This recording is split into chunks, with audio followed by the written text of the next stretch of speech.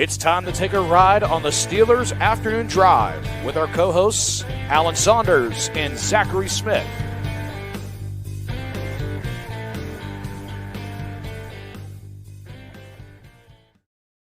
Welcome back to another episode of Steelers Afternoon Drive. I'm Zachary Smith. That, of course, is Aaron Saunders. And it's a Friday. DB back in the building. I actually think it's been a couple weeks since we had all three of us on a Friday. We obviously did the live stream for the SN Plus subscribers, but an actual Friday episode with all three of us, I think it's been a bit. But DB, how we doing?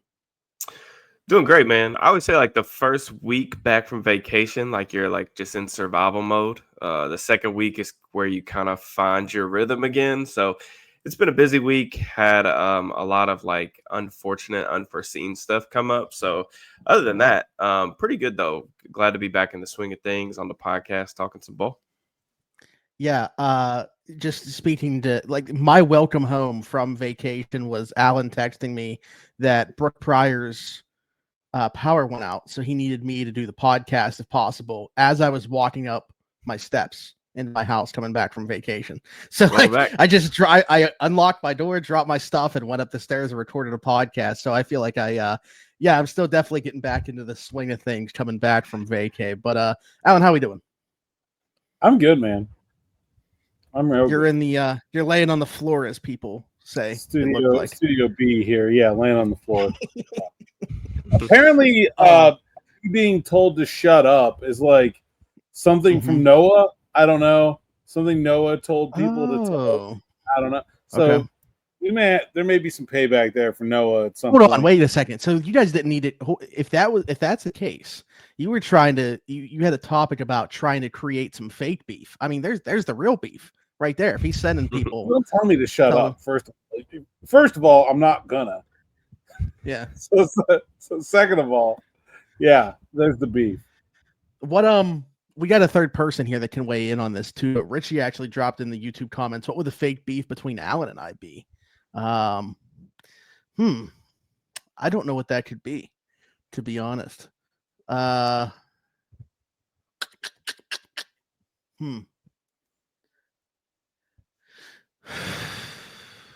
ideas? I would say that you all both have pretty strong opinions on food. Everybody goes to food with me. Bad food opinions, but opinions nonetheless. Okay, no, there is one food opinion that you do not like, and we just kind of like, and honestly, I overplay it because I know that you don't like Raising Cane's. It's not even like I'm the biggest fan in the world. I just do it up. Are beefing with DB about it's Raising Cane's. Yeah. Sure. Yeah, for sure. Exactly. Well, okay, let's stick on that for a second then to see if we can create something there. Alan, are Raising Cane's within that? What's your favorite fast food chicken?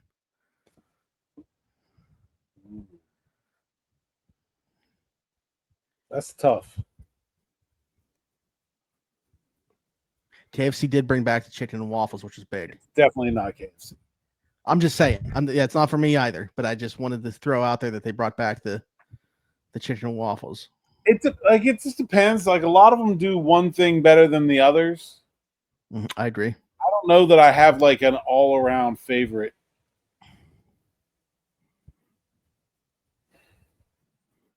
Yeah, I don't know. Popeyes or Chick-fil-A sandwich? Popeyes. Damn it. All right, I agree. But the thing with Popeyes is it looks like TV doesn't. It's great like 1 out of every 5 times you go there.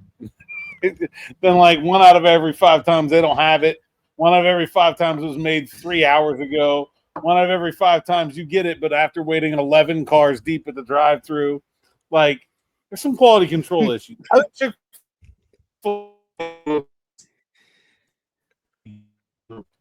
like Zaxby's a lot though. That's probably the one that's like my personal, like that I like more than it like probably objectively is good.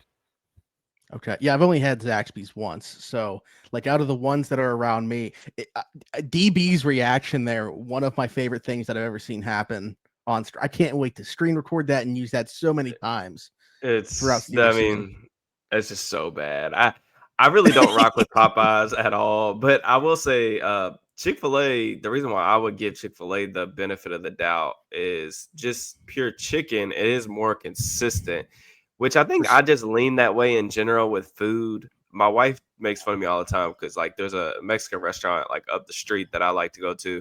And it's like, it's legitimately B- food, but you get the same food every single time you go. So you just know There's something to be said about a solid floor. Yeah. Yes, like I mean, it's the Mike Tomlin of restaurants. Like it is a very high floor restaurant, and she's like, "Why do you like this? It's the same thing. Like it's not that good." And I'm like, every couple weeks, you just want to go get a B- meal, and that's I want. We actually had a question. I like little danger in my life, like Popeyes. Like you oh yeah, you're getting dangerous with Popeyes for sure. Poisoning. I don't know. Like you kind of roll. To me, they're so different though. Like that is the crispier, way crispier of the sandwiches. Chick-fil-A's the juicier. When it's good, it's better. Yeah, but I agree. But DB's reaction to it is, and honestly, okay, we got a question here from the Twitter comments, so we'll switch to that real quick because it's still related to food.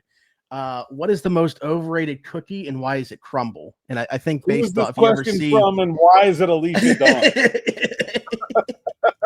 Yeah, I was just saying anybody that's seen the conversation. I've never had a crumble cookie. I can't. I'm really. I can't. Oh, can't speak on that. DB, I don't have either. I don't have a big sweet tooth in general. And if I'm eating cookies, they're probably homemade. Yeah. Yeah, so Crumble has a couple my wife's Aunt Maureen makes these incredible little puffy lemon cookies with powdered sugar on top, and they're like literally fist fights in my family about like how like I ate 3 and you had 4. That's mine. You can't take it. They're real good, but like I don't know. I don't do the like cookies from the grocery store thing very often. Yeah. No, I'm not. I play once again, going back to the same thing as I am with Canes with DB. It's kind of the same thing with Crumble here. So, but there is one there that I love. Confetti milkshake from Crumble is like one of my favorite cookies. But in general, yeah, I mean, I'm definitely more on the homemade side. Heck, I would rather get like cookie dough from Walmart and make cookies as opposed to most of the stuff that comes out of Crumble. But don't let her hear this. All right, so good stuff there. Unfortunately, we can't all weigh in on the crumble cookie thing, but she probably loves that that's the case. Let's actually talk about some football questions that we got here. My man Josh wants to know, what are the odds that the Steelers don't draft a quarterback in the first round next year? How badly would the Twitter fan base react to that if that's the case? I can tell you right now, I can't speak for all of the Steelers fan base, but if they don't draft a quarterback next year in the first round, I am going on an absolutely unhinged bender on social media, on YouTube, everything. I will flip. What about in real life? You said before about drinking in celebration prior. I may have to, I may have to quote unquote drown my sorrows. I will be livid if they do not do that. Now, I think there are some like unknowns with that discussion, like which quarterbacks come out, what did those guys look like in 2025? The 2025 class, which I wrote an article about this for SteelersNow.com. You guys can go check it out. But my impressions of it in the summer scouting phase is that there are more questions than answers. Like you're really betting on a lot of guys that don't have a ton of experience. You know, we really need to get some leaps and bounds from some of these players to really feel good about them as like true first round graded quarterbacks. But with that being said, like, Steelers have to get a quarterback. Like you can't pass it off for like I don't even think I don't feel great about doing it this year. But like you can't pass it off for another year. Absolutely not. Alan, I'm not even really considering any other option. Like I'm usually like when we get into the season, I usually start to pay attention to like which schools the Steelers are sending scouts to and start to build like a little database of like the draftable players that are on those teams. I'm only going to look at the quarterbacks. That's all I care about. If they go scout some team that I know doesn't have a quarterback, I'm be like, well, it's got to be the opponent because I don't like. And sure, you're going to draft more than that. They need They need a corner. They need a wide receiver. They have other needs, but like I just don't. I don't. The first round pick's got to be a quarterback. I can't even like. And there's a question about like some what ifs here. I guess there are some like weird edge cases where like maybe they won't draft one. But like there's no sense right now in thinking about it being anything else unless like some really strange stuff happens this season. Yeah, the other thing that I would just like point out too is just from a timeline perspective, right? Like the DK Metcalf trade is like probably the biggest, if you look at it, it's probably the biggest swing that they've ever made on an outside like veteran player, right? They trade a second round pick, they pay him like a top 5 guy. Metcalf's 28 years old. Like, even if they do draft a quarterback next year, NFL history tells us that you're not going to win the Super Bowl with a rookie quarterback. Like, that's just not going to happen. It hasn't happened. So until it does, we have to kind of use that as logic. So really, you're looking at like 2 years from then. So 2 years from now, like, how many of the Steelers' best players are even going to like be still playing at a high level? I mean, Cam Hayward, is he going to play another 2 years? I don't know. I mean, we're already kind of like beating Father Time as it is with that. TJ Watt will be what, like 32, 33? Minka Fitzpatrick will be in his 30s. DK Metcalf will be 29 going into 30. So, I mean, like at that point, you're like, I mean, that's why I said like the timeline is like for me non-negotiable. Like you could probably convince me that I'll feel differently about how they approach this offseason if next offseason, in particular, their pursuit of a quarterback goes the way that I hope it does. If it doesn't, everything is like an unmitigated disaster, in my opinion. So, yeah, I mean, some things need to go right. The quarterback class needs to be good. They have to be really aggressive. I guess my question for you guys, this is something that I've been thinking about a lot. Just watching like some NFL draft prospects or something I'm writing about this weekend. What's the most that you would be willing to trade to go up in the first round to get a quarterback? Like, let's just say, for example, they're picking somewhere between like 14 and 18, which seems like that's like the range where I see them, like Vegas odds and all that. Like, what would be the cost that you would say, okay, that's too much? I mean, it depends on who ends up all being in the class and where I think the bottom of the top tier of quarterbacks are going to be. Basically, my answer is this. You have to go high enough that you are guaranteeing yourself someone in the top tier of quarterbacks. I don't think it makes sense to feel so strongly about your opinion about one over the other to pay what become very steep prices to go up further once you get inside the top 10. Like, if there's 3 guys in the top tier and you think, okay, we can get the third of those guys at 6, don't pay to get the 4.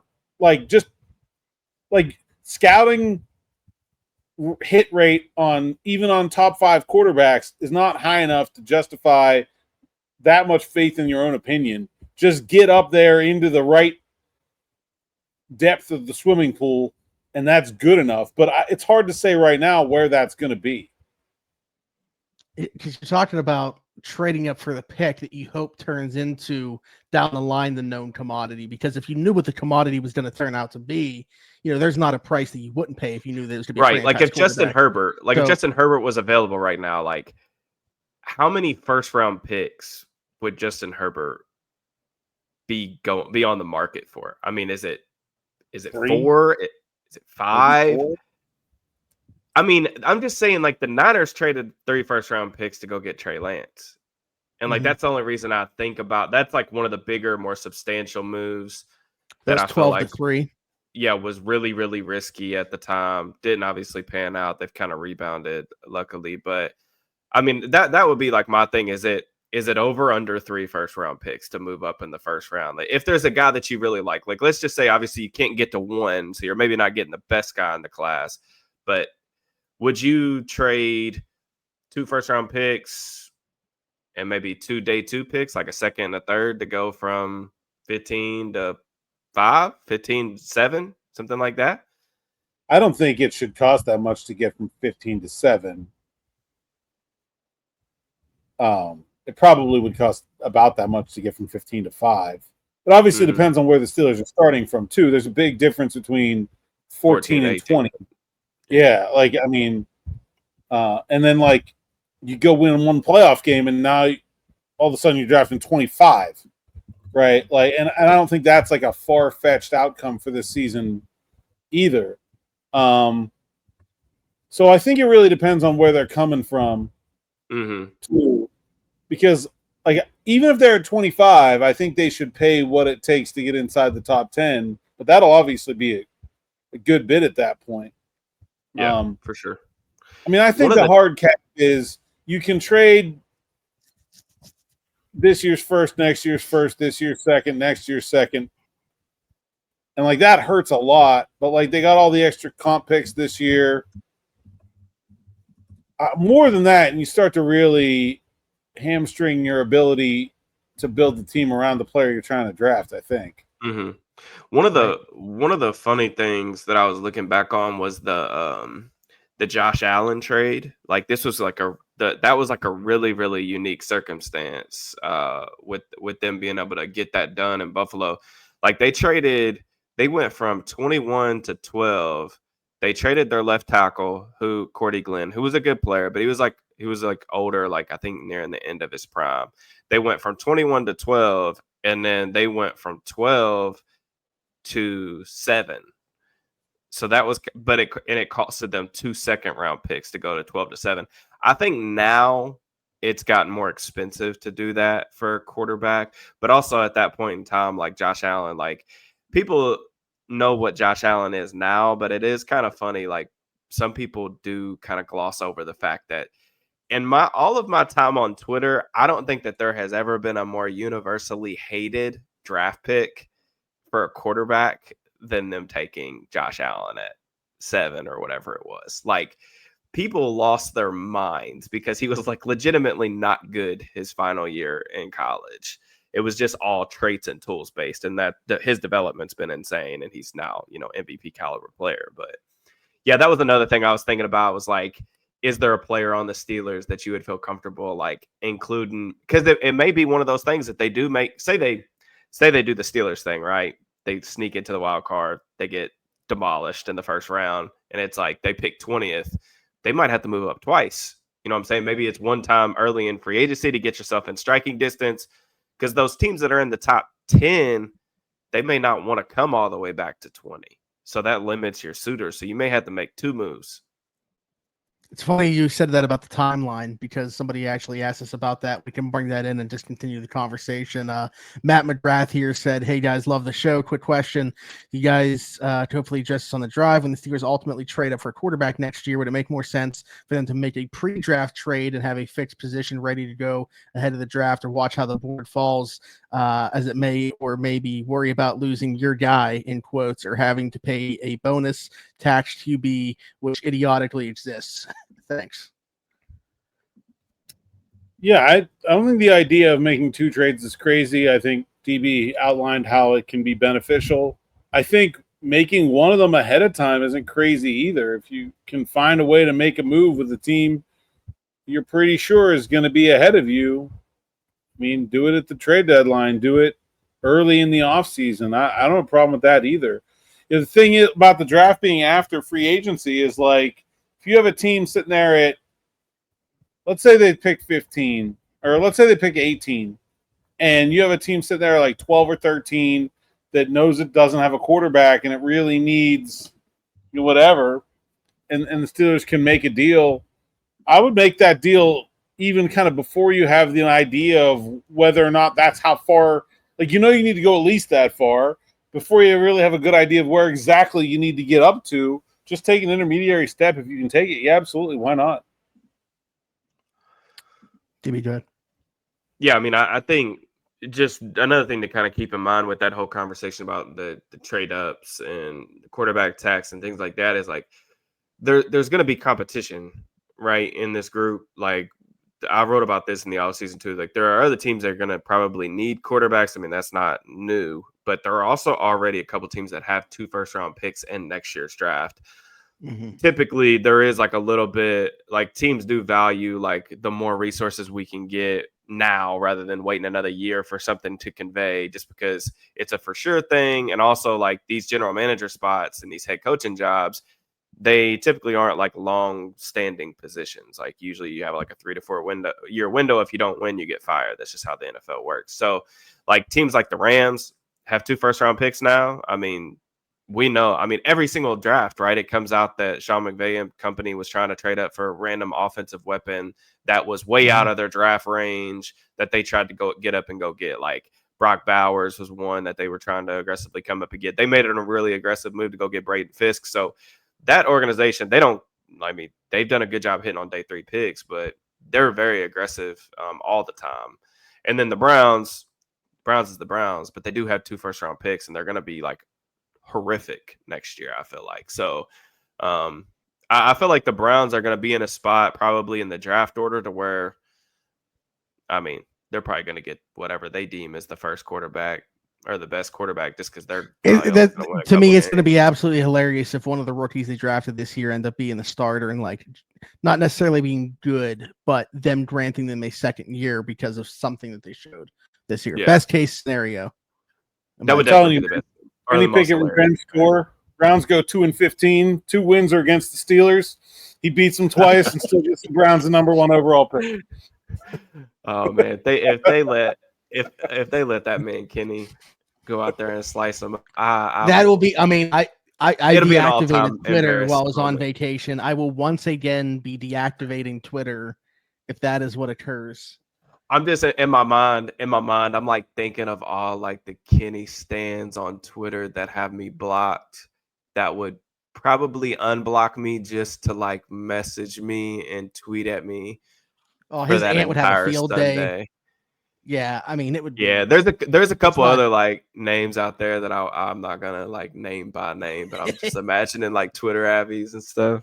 Hey, do what you want. Mike DeFabo called out Steelers Depot by name on here yesterday. I mean, we're just firing off now on the podcast. So no comment on that one. However you see fit. However you see fit. No, but I was going to bring this up on here, but Alan decided just to reply in a tweet to Corey Hayward, who has a couple brothers on the Steelers that you may have heard of, about the best wings in Pittsburgh. I agree with Alan. So once again, we're still searching for that beef. William Penn was the best wings that I've had, so can't add to that. DB, when you've been in Pitt, have you got any wings in Pittsburgh when you've been here on your trips? Yes, but I can't think of anything that's like really, really stood out. I mean, as far as like being just head and shoulders above the others, but I don't know that I've ever been to that place that Alan's talking about. So I'll have to hit that up next time I go. Good. You will. You will have to hit that. Yeah. All right, back to football. This one caught my attention here from Eli. Jets made just 71% of their field goals last year. Steelers made 93%. I think it's not being talked about enough how adding Rodgers to this team in conjunction with how big of a weapon Bos's leg is helps Rodgers out tremendously. Would love to hear you guys discuss this. I mean, this only matters if you're looking at Rodgers' wins and losses, which I just don't do. So, I mean, the Steelers, Rodgers is going to be better. Like, compare the quarterbacks, not the teams. Like, Rodgers is going to be better than Russ at a lot of things. Not as mobile. He's going to get the ball out quicker. He's going to be better over the middle of the field. Probably going to be more accurate. Probably going to be better everywhere other than deep ball, honestly. So, like, what the Steelers have that the Jets don't have is kind of irrelevant. You're bringing Aaron Rodgers to the Jets. You're not, or from the Jets to the Steelers. I mean, this is, to me, this is a question that comes from a standpoint of Aaron Rodgers lost a lot of games last year, which to me is irrelevant. Like, you can be the best quarterback in the history of the world and go 0-17 if you got a bad enough team around you. Like, that doesn't matter. Yeah, to your point, in my opinion, it's not like this is a compliment in the way that a good running game would be to Aaron Rodgers. I know that we've talked about that as well, how much of a difference that can make. And, you know, if he'll tweak some things that he was trying to do in New York, realizing that they didn't work, and how coming here and taking that load off of his shoulders could be beneficial. The only thing that I would say other than the wins and losses, obviously, like, more drives could be converted to points in that way. I mean, that's obviously what's being mentioned here. So maybe the points per game looks better than it has over the last 2 seasons too, just by a product of that. But yeah, I mean, it's not like hand in hand, the Chris Boswell being on his side now is going to make Aaron Rodgers better. Yeah, I mean, kicking field goals in the playoffs, that ain't gonna do you much when you're going up against Josh Allen, Lamar Jackson, Patrick Mahomes. Also true. Those teams are scoring 30 points. Like, you got to put the ball in the end zone. I mean, I think, comparing the Jets and Steelers offense, I don't know that. I mean, they're definitely different. Rodgers definitely benefited from having. I mean, he definitely played his best ball down the stretch. Now, some of that, I think people have pointed out that he was willing to maybe get out the pocket a little bit more, and go back into creator mode. Some of that was also Devontae Adams, who, like, I know a lot of people probably didn't watch the Jets film from last year, but like, Devontae Adams is still sick, like really, really sick. So having him and Garrett Wilson is nice. That's not going to be a luxury that he's going to have in Pittsburgh. But I think the thought process here is that the offensive line development is going to be huge. This is something I wrote on Steelers Now recently, but the tackle development in particular, just like making him feel comfortable in the pocket, because one of the things that I think people have talked about was, like, Rodgers does throw over the middle of the field a little bit more than Russ, a decent amount more than Russ, but like more towards like league average rather than Russ, who like is always historically low and like that sentiment. But the big thing with Rodgers is, like, last year he wasn't really willing to like stand in the pocket and push the ball down the field. So like, in order for him to do that, that's going to take like almost a psychological change, a play style change from him to like hang in the pocket and push the ball down the field in those tight windows. And then also it's going to take like his trust in the offensive line. And there's a lot of unknowns with that, with Broderick Jones moving over to the left tackle side and Troy Fautanu essentially being a rookie. But if those things do play out the way that I think a lot of Steelers fans want them to, like, say one of the tackles ends up being like pretty solid next year and like ends up on the upward trajectory, that's a win regardless of like how the season turns out, whether they lose in the wild card, make the playoffs, don't make the playoffs, whatever. If the offensive line comes together, like, that's a huge boom. And it kind of goes back to like the point about drafting a quarterback next year. Like, you want to have a good ecosystem for that guy to be kind of inserted into. So I don't know. I mean, I have a lot of concerns about how Rodgers is gonna play, but I'm slightly intrigued on what it's gonna look like. You mentioned threes aren't going to win in the playoffs against the likes of Patrick Mahomes. We got a question here from Jalen Warren's Stan account. In his prime, Aaron Rodgers or the best version of Patrick Mahomes? Which one would you take? Well, I mean, I think as many like nightmares as Brady caused me as a young Steelers fan, I still think that Mahomes at his best is the best that I've ever seen. So I would say Mahomes. Yeah, I agree. I don't honestly think it's close. Yeah, I mean the big thing for me with Rodgers, and that's always kind of been a question that I've had, like, and this doesn't really change now that he's a Steeler, is like, and when you compare like his success rates and stuff, and like come from behind wins, like fourth quarter comebacks, like game-winning drives, like, he's not in like the Big Ben, Tom Brady type of upper echelon. Like, you go look at the stat. Scott Cax, I'm probably saying his name wrong. Scott Caxmere he used to do stuff for Pro Football Reference. I don't know what he does now, but he tallies up like success rates for those types of things, and he's been doing it for ages. And like, Rodgers has always been like near the bottom in that category. And for me, like, that's something I always look for with quarterbacks. I just think it's like really important to have a guy that can go get you. And some of those things necessarily weren't always Rodgers' fault. But when you're talking about the best of all time, like, I do think it matters. And that's why. Well, and I think that's, I mean, I agree with Alan. Obviously, wins and losses can't be just attributed to the quarterback, but even just like the eye test, watching Aaron in the playoffs and seeing how many times he's come up short as a higher seed, been one and done in the playoffs. Yeah. Like, I think there's something Mahomes has been to be said about that. 5 Super Bowls? I mean, we all acknowledge that Lamar Jackson's a great player. He's got multiple MVPs. He's going to go to the Hall of Fame. Josh Allen just won an MVP. Like, he's probably also on a Hall of Fame trajectory. Those guys, like, the reason why all these off-season talk shows, the ESPNs and everything, are running all these things about legacy talks with can Lamar get it done in the playoffs? Like, can Josh Allen's Bills like finally get over the hump? The reason why they're having those discussions, it has just as much to do with Patrick Mahomes as it does anything else that those guys are doing. Like, he is what's standing in the way from a lot of other guys, like really increasing and furthering their legacy. So, I mean, I never really felt that way about like Rodgers for the stuff you're mentioning, Smitty. But yeah, I mean, again, we're talking about like all time greats, so you're splitting hairs, but I do think it matters in terms of like quarterback wins, like regular season wins, postseason wins. I always say that like for one season, like what Allen was saying, you could be a good quarterback and you could have a good quarterback season and you could still have a losing record. You know what I'm saying? But like, so like one season, I don't think quarterback wins and losses is really necessarily a stat worth looking at. Over 3 to 4 years, I think it's somewhat instructive. Over like entire prime or an entire career, I absolutely think it matters, because like you look at the best win-loss percentages of all time, like the guys that are winning 60% of their games, those are the Bradys, the Rodgers, even Drew Brees, those type of guys. They're Hall of Famers. So I do think, like, obviously we all know the quarterback, contributes to wins and losses, but that's kind of where I'm at with like, is win-loss records a quarterback stat? Short term, not really. Long term, yes, in my opinion. Okay, and then completely flipping the script here right before we get out of here, just want to get Devins out of the way here because he wanted to know, is there a Lombardi of journalism, Alan, and how can they vote for you if there is? I mean, the Pulitzer. I'm not going to win one. Let's go. Let's go. I mean, look, Brendan Howe, start the campaign.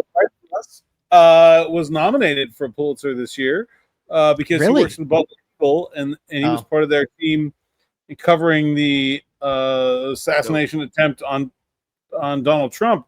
You have to do something like that to win a Pulitzer. It doesn't matter about your coverage of sports. There are PFWA awards for writing. I've never even turned anything in for them. I guess I could. It's not really my cup. You don't think the 90 thoughts on 90s Pulitzer worthy? No, I don't do it for the awards. And I don't really. You do it for the ball knowers. That's who you do it for. I don't really care. To me, like, I'll be honest, like the kind of stories that win those awards. First of all, you can never vote. There's no voting for journalism. Journalists only care what other journalists think. So there's never any voting. And the second thing is, like, there's a very specific kind of story that wins all those awards. And it's usually some like heartfelt, over emotional thing. And I just, one, nobody reads them. And two, I don't really care. So I don't even really try. There are awards for like beat writing that I would be very happy to win, but I've never gone out of my way to try to do it. I don't care. Yeah. Well, I think your spot on the Steelers media Mount Rushmore is secure. We have a lot of respect for your work, but I also would say that I don't know, Smitty, who would you put on the Steelers media Mount Rushmore? Just current? Yeah, current. I think the two non-negotiables that I think of are Allen and Chris. Those are the two like non-negotiables Chris who? for me. Carter. Yeah.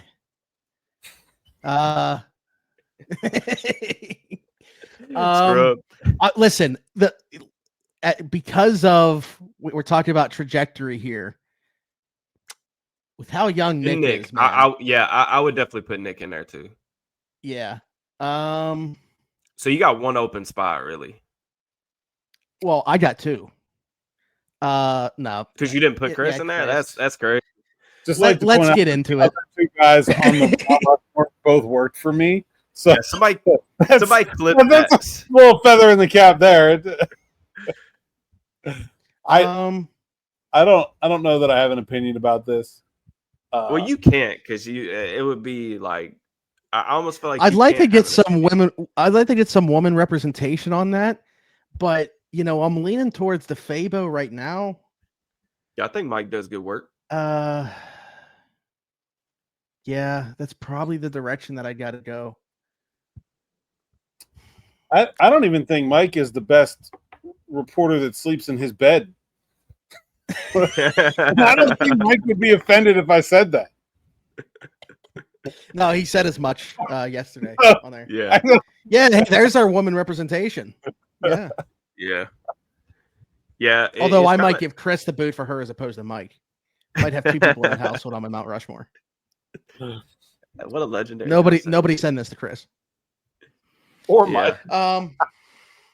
Anyways, that's interesting though. I'd like to get the thoughts of the people in the comments on that. Who you think the Mount Rushmore of current Pittsburgh media is? I know there's people that do like those brackets or whatever when we get to like March Madness and stuff like that. What made me think of it is someone DM me. I forget when it was. It was like right after I came back from vacation, and they were just asking about stuff.